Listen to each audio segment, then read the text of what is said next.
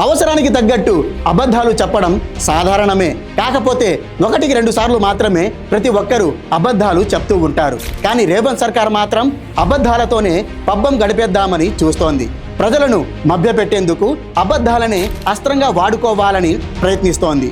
తాము ప్రతిసారి అడ్డంగా దొరికిపోతున్నా సరే సిగ్గు లేకుండా మళ్ళీ అవే అబద్ధాలు చెప్తూ వస్తోంది కాంగ్రెస్ పార్టీ. ఇప్పుడు ఎమ్మెల్సీ ఎన్నికల నేపథ్యంలో కూడా ఈ రేవంత్ సర్కార్ మరోసారి రెడ్ హ్యాండెడ్గా బుక్ అయ్యింది.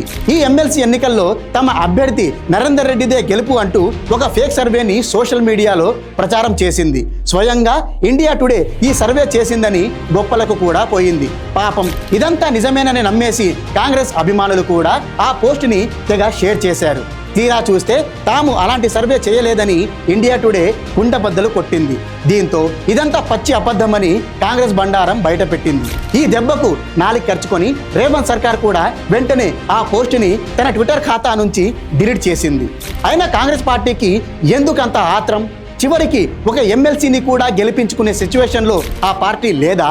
నిజానికి ఎన్నికల్లో గెలవాలంటే ముందుగా ప్రజల నమ్మకాన్ని గెలుచుకోవాలి. ఇచ్చిన మాట నిలబెట్టుకున్నామని గర్వంగా చెప్పుకోగలగాలి.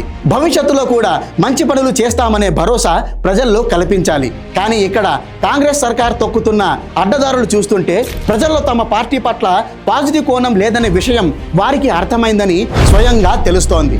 అందుకే ఈ ఫేక్ సర్వేలు, ఫేక్ డ్రామాలు. అయినా ఇటువంటి ఫేక్ స్టోరీలతో ఒరిగేదేమీ ఉండదని రేవంత్ సర్కార్ ఎప్పుడు అర్థం చేసుకుంటుందో.